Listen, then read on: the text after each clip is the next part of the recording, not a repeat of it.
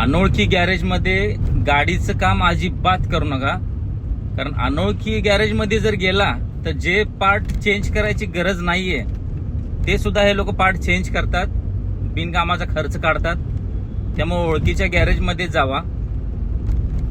माझ्या गाडीचा राईट साईडला आवाज येत होता टायरच्या इथे, म्हणून एका अनोळखी गॅरेजमध्ये गेलो होतो अंबरनाथला. तर त्यांनी गरज नसताना गाडीचे ब्रेक पॅड चेंज केले, तरी पण त्यांनी चेंज केले. आणि डिस्क कटिंग पण केली, त्याचे 1000 रुपये चार्जेस लावले.